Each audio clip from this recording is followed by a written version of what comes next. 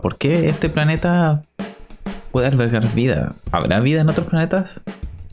Eso quizás lo veamos en otro video, pero en este vamos a hablar sobre qué cosas sabemos sobre cómo podría haberse originado la vida. Porque en verdad no sabemos cómo se originó la vida. Existen varias hipótesis, pero que no las podemos comprobar, porque no podemos retroceder en el tiempo y volver a hace 4.000 millones de años atrás, cuando la vida se estaba originando en el planeta. Esta ha sido una pregunta que se ha repetido mucho en la historia de la humanidad. Desde las primeras civilizaciones, los pueblos más antiguos, todos tienen algún mito relacionado a la creación de la vida. Por ejemplo, en el caso de los mapuches, la historia de Domo Ilituche. Pero hoy en día sabemos que el hombre, como especie, me refiero al ser humano, apareció hace muy poco en la Tierra. La evidencia arqueológica por lo menos indica eso. Hay animales, plantas, insectos que existen desde mucho antes que el ser humano. Pero eso es la visión que tenemos ahora de acuerdo a la ciencia. Pero no por eso hay que desmerecer las observaciones o las ideas que pudieron haber tenido los humanos hace miles de años. Partiendo por, el creacionismo se refiere a la idea de que algún ser superior o algún espíritu, como la historia de los mapuches, o Dios, o algún dios, o varios dioses, crearon la tierra y con ella a todos los seres vivos que podemos ver. Eso, a eso apunta el creacionismo, no a solamente una de las tantas historias que existen, pero bueno, hay que poner una porque que quizás es como la más conocida.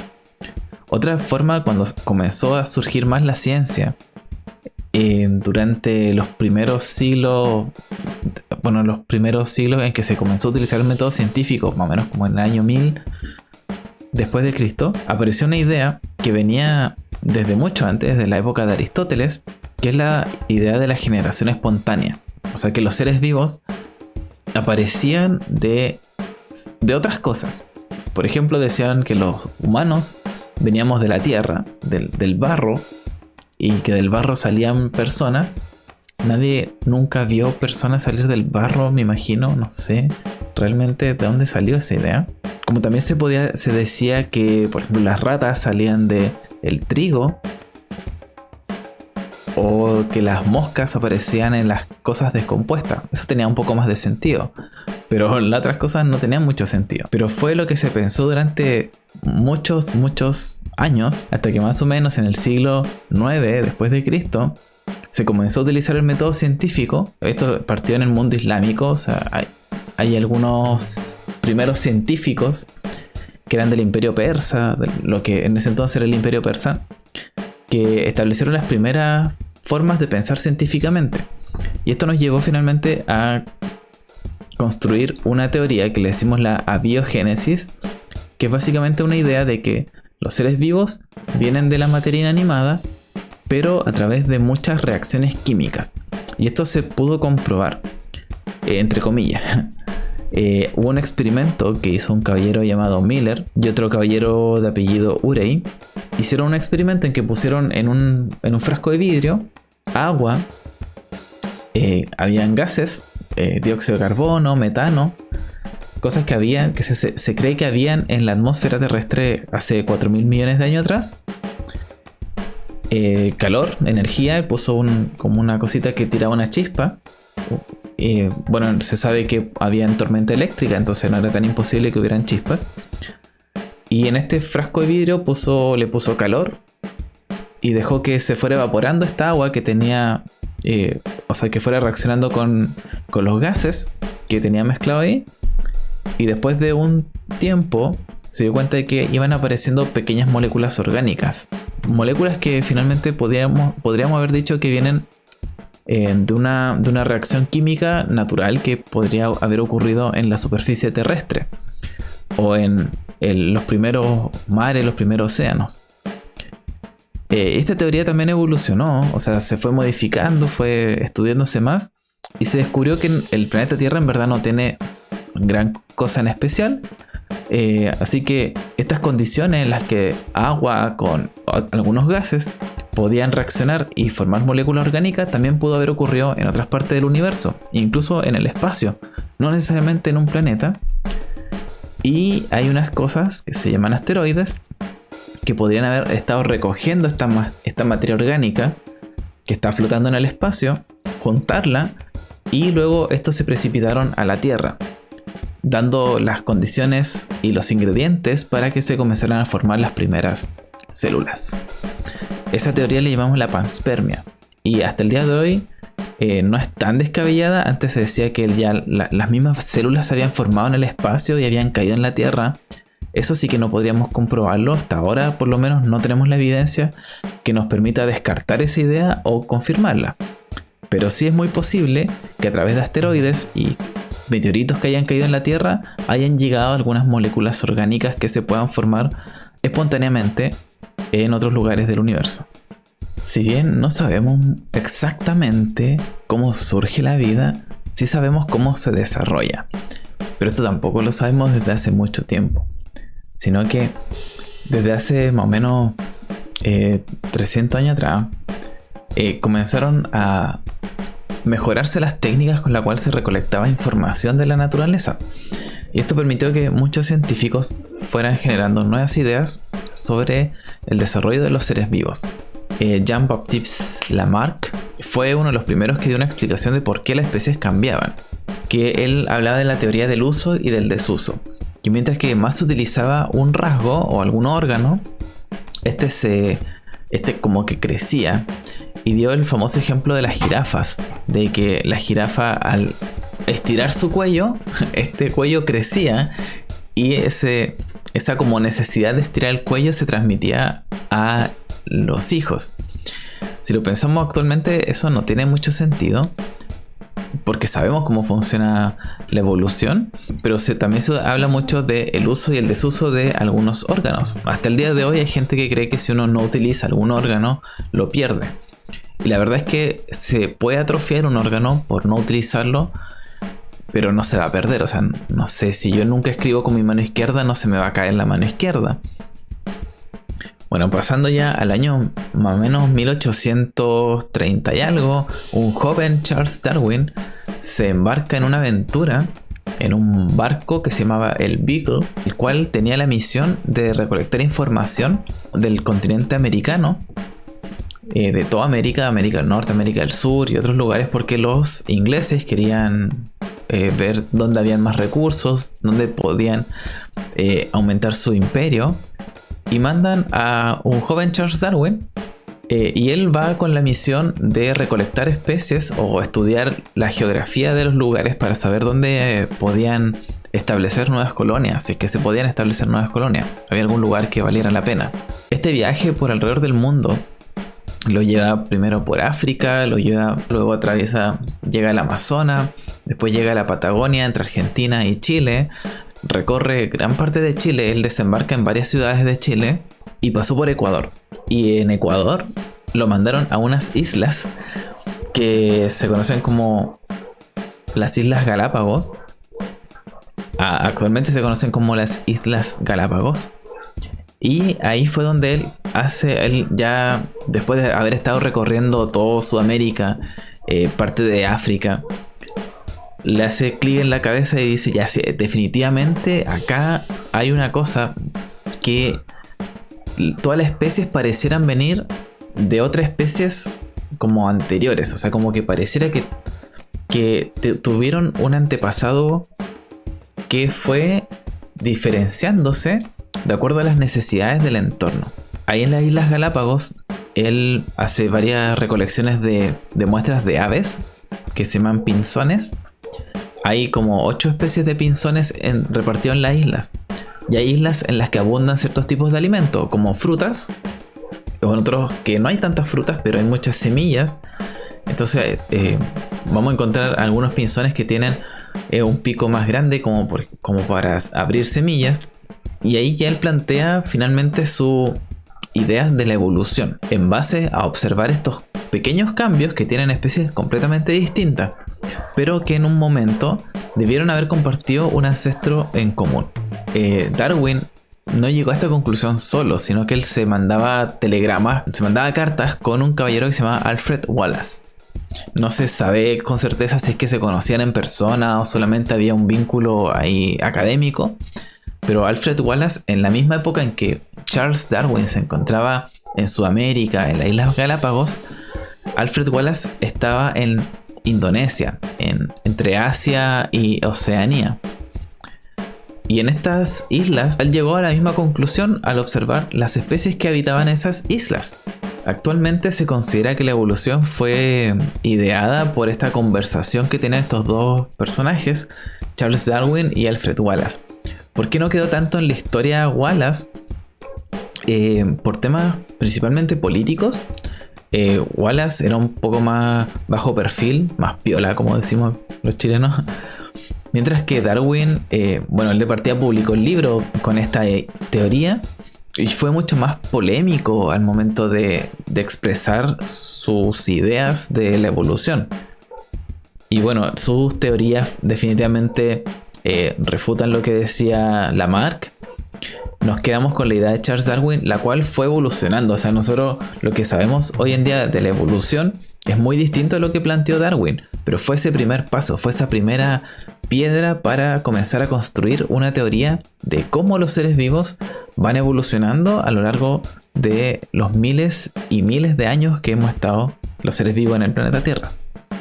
Entonces, ¿cómo llegó a esta conclusión? No solamente observando aves, existen varias evidencias que respaldan la evolución.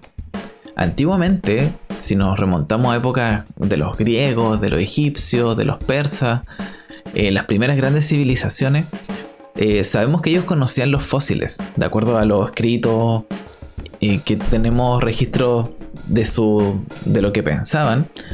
Sabemos que ellos conocían los fósiles porque mucho de la mitología tiene que ver con estos hallazgos de repente de bestias muy grandes y que no podíamos verla en ningún lado. Se cree que la mayoría de los animales mitológicos, tanto de los egipcios como los griegos, los mayas, todo esto se debía a que encontraban restos, huesos, pisadas, pero sabíamos entonces la existencia de los fósiles y había que buscar una explicación. Por eso existen muchos animales mitológicos y prácticamente todas las civilizaciones antiguas tienen animales mitológicos en su historia. Ahora, lo que hizo Darwin fue más que nada algo que llamamos hoy en día la anatomía comparada. Cuando hablamos de anatomía comparada hay tres tipos de comparación. Hablamos de órganos análogos, homólogos y vestigiales.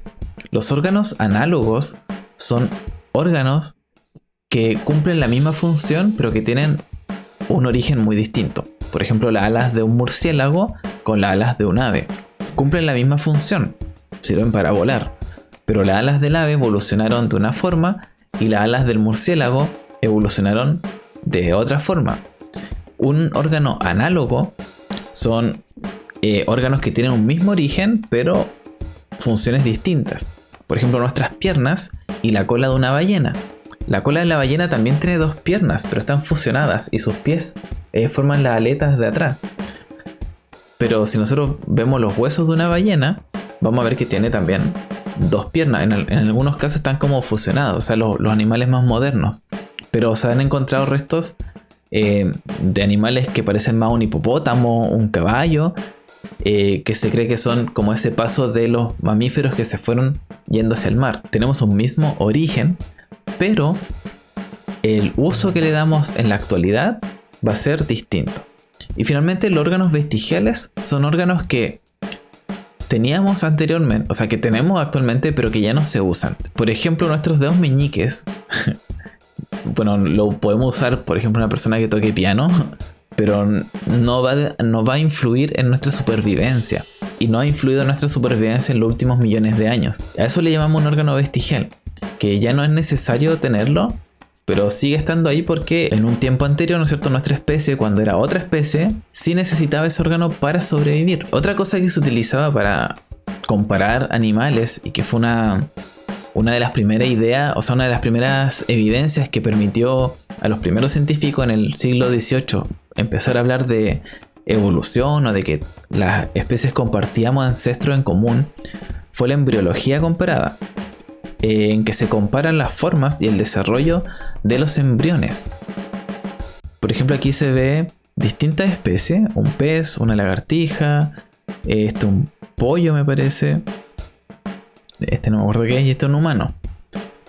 Si nos fijamos en una primera etapa, son todos bastante parecidos, pero ya en una etapa de desarrollo más adelantado, podemos ver claras diferencias. Entonces, una de las ideas que se planteaba era que todas las especies tenemos un inicio embrional muy similar. Y esto puede indicar que en un momento anterior de la historia, de la evolución, éramos muy similares. Y que después los embriones se van especializando y van tomando las características de la especie moderna. Bueno, esa es una forma bastante antigua de ver esto, pero se entiende la idea, creo. La evidencia de la evolución también han ido cambiando. Lo que nosotros nos planteó Darwin es muy distinto a lo que conocemos actualmente. Porque tenemos nuevas técnicas, tenemos más tecnología. Una de ellas, una de las formas para evidenciar la evolución es la biogeografía, que es comparar qué especies se encuentran en cada lugar. Y esto podríamos decir que lo comenzó Darwin cuando comenzó a estudiar qué especies de pinzones vivían en una isla y en otra y en otra, y también los comparó con los que vivían en el continente. Eso es la biogeografía, es comparar qué especies encontramos en cada lugar. Otra evidencia mucho más moderna es la genómica, que es analizar el genoma de los individuos, es analizar su ADN. Nosotros sabemos que el ADN tiene 4 nucleótidos: la adenina, la citosina, la guanina y la timina. Entonces, el orden que puedan tomar esto, vamos a decir, mira, este pedazo corresponde a los primates, y este trozo completo de ADN lo comparten todos los mamíferos, por ejemplo. Entonces, la capacidad que tenemos actualmente de ver esas secuencias de ADN y analizarlas y poder compararlas con muchas especies nos permite llegar a conclusiones. De hecho, es muy evidente si vemos los genomas o incluso los cromosomas de las distintas especies, que son muy parecidos y cambian en pequeñas fracciones, pequeñas partes del cromosoma o pequeñas partes del genoma. Actualmente se utiliza para encontrar rasgos en el ADN que ya no se expresan, pero que nos podrían dar indicios de cómo era el mundo anteriormente. Por ejemplo, cómo evolucionaron especies que sobrevivieron eras glaciares. Y esto nos lleva a otra técnica que es un poquito más antigua. O sea, antes de que se inventaran los genomas, ya se comparaban los animales de acuerdo a sus características físicas, y eso se llama la filogenética. Filo significa familia, y genética, bueno, antes de que se hablara de genes como el ADN, los genes eran las características que teníamos.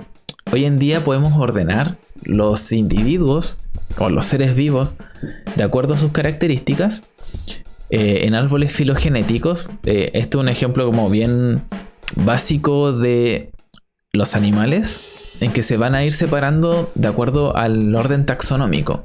Que voy a poner una imagen de el orden taxonómico, cómo se van diferenciando las cosas entre dominio, reino, familia, y así hacia abajo. Ese orden, el orden filogenético propuesto por Carlos Linneo, ayudó también a comprender que hay especies que son muy similares, entonces las agrupamos dentro de un mismo tipo, y dentro de ese grupo vamos a encontrar otros subgrupos, y dentro de esos subgrupos también vamos a encontrar otros subgrupos, y eso finalmente también nos sirve para entender que estas especies que son muy parecidas antes eran una sola y provienen de un mismo ancestro en común.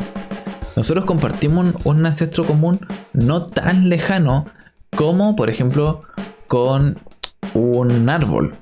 ¿Sí? O sea, con el árbol, imaginar que acá está el árbol genético de las plantas. Supongamos no sé qué árbol existe, el litre.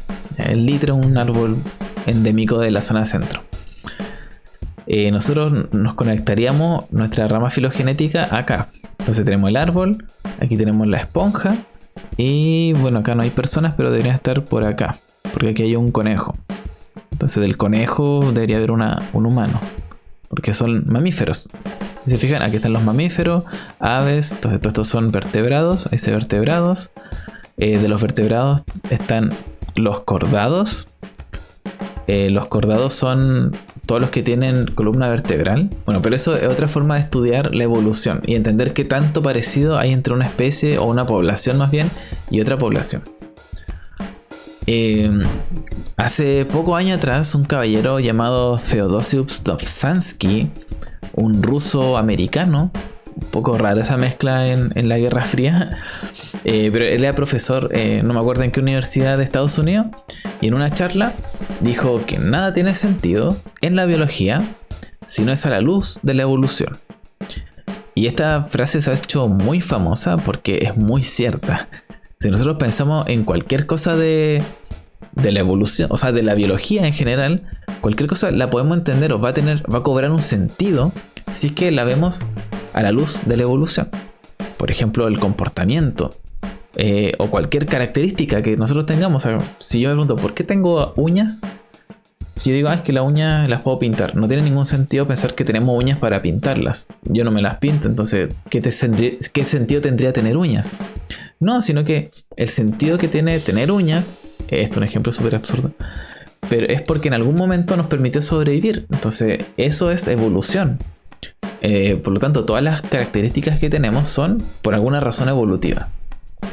Si pensamos en cualquier cosa, tiene una razón evolutiva. Y lo último que tenemos que ver sobre evolución es el ser humano. Nosotros por lo general escuchamos cosas como que tenemos el 99% del ADN igual que los chimpancés, que son nuestros parientes más cercanos. Y es cierto. No solamente con los chimpancés, hay otra especie que se llaman los bonobos, que son muy parecidos al chimpancé. De hecho, si vemos una foto de un bonobo y un chimpancé, lo más probable es que no sepamos cuál es cuál, a menos que seamos expertos en chimpancé o expertos en bonobos. Yo al menos no veo una foto del otro, no sé cuál es cuál. ¿A qué se refiere que sean nuestros parientes más cercanos? Es que el antepasado en común que tenemos con ellos es hace muy poquitos años. Esto es un clado filogenético. Así le llamamos a estos dibujos. Y esto es una línea de tiempo, básicamente, que el tiempo avanza hacia arriba. O sea, aquí es antes y arriba es hoy. Hoy encontramos lémures, los tarseros, que se llaman así porque tienen dedos muy largos. O sea, los tarsos, que son estos huesos de la mano, son muy largos y por eso se llaman tarseros. Los monos del Nuevo Mundo, que son monos que viven en América. Los monos del Viejo Mundo, que son monos africanos. Los gibones, que viven en Asia. Y bueno, todos estos viven entre Asia y África. ¿Qué pasa con lo humano? Es que vamos a encontrar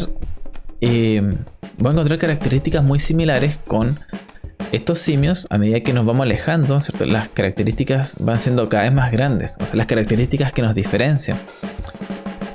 Hasta el punto de poder determinar que vamos a ser mucho más cercanos a unos o a otros. Entonces, por eso le decimos a los chimpancés que son nuestro pariente más cercano. Después del chimpancé, o más bien como el mismo nivel que el chimpancé, está el bonobo. Más lejos que ellos están los gorilas. Y un poquito más lejos están los orangutanes. Esos son, dentro de los simios, los más cercanos que tenemos. Los demás se han ido extinguiendo. No es que sean los únicos. Eso es lo que les voy a explicar con esta imagen. Por lo general se nos presenta la evolución del ser humano como que venimos de un mono, así como un chimpancé, que ese chimpancé se fue irguiendo y luego fue desarrollando herramientas. Después hizo herramientas más bonitas y estaba más cerquito. Después hizo herramientas más complejas y después era más humano, no sé, y hasta llegar al día de hoy. Esto es una forma bien caricaturesca de plantear la evolución. La verdad es que no evolucionamos de esta forma. No es que una población cambie así como que todos vamos cambiando juntos y nos vamos mejorando, por decirlo de una forma. La evolución es mucho más compleja que eso. De partida ocurre en poblaciones, no ocurre en un solo individuo. Si una mutación ocurre solamente en un individuo, no sirve de nada esa mutación. Entonces aquí vemos una línea de tiempo de... Esto está un poquito desactualizado, faltan un par de líneas que conocemos ya ahora. Este es como del 2016. Tenemos los más antiguos que conocemos, que son los Orrorin, que se podría decir que son estos de acá. ya que son simios que no se sabe exactamente si es que estaban separados del chimpancé o el chimpancé también nace de esta otra línea. Y estos vivieron hace 6 millones de años atrás. Ya, 6 millones de años. Recuerden que la Tierra tiene 4.000 millones de años. O sea, de esos 4.000, en los últimos 6.000, o sea, veámoslo sin tanto cero, de 4.000 solamente 6 son los que hemos vivido la línea de los homínidos. Y parte con los Horrorine. Poco después de esto hemos encontrado fósiles de una especie que le llamamos el Ardipithecus cadava, que se encontró en África. Y estos desaparecen los fósiles después de esta época. Lo que dicen estos colores que salen aquí, la línea roja, es los fósiles que hemos encontrado. Y ya después se dejan de encontrar fósiles. O sea, que tengan la edad que corresponde al periodo blanco que sale después. Es porque no hemos encontrado fósiles de esa especie que tengan una antigüedad que corresponda a estos años. Ya por eso se pinta de esa forma. Entonces aquí tenemos un espacio vacío, que no sabemos qué pasó con los homínidos en esos años. Hemos encontrado después, a esta escala de tiempo, los Ardipithecus ramidus, y lo mismo va pasando de una línea a la siguiente. Aquí las que sabemos que sí han ido como evolucionando y se fueron transformando en esta otra población son las líneas que están, estas líneas sólidas o líneas continuas. Sabemos que este se transformó en esto y creemos que posiblemente lo que la evidencia nos podría estar indicando es que, por ejemplo, el Australopithecus afarensis se transformó tanto en el Paranthropus como en el Homo habilis y en el Australopithecus africanus. Y tenemos razones para eso, para pensar eso. Es porque se ha encontrado en África, en Asia y en Europa. Y los pequeños cambios que podemos ver después corresponden justamente a que el Australopithecus africanus, por ejemplo, lo encontramos en el sur de África y se han encontrado también fósiles de los Australopithecus afarensis en el sur de África y corresponden más o menos a las edades que pinta esta línea de tiempo. Por eso pensamos que ese viene del otro, aparte de las características físicas que podemos observar. Y así van apareciendo.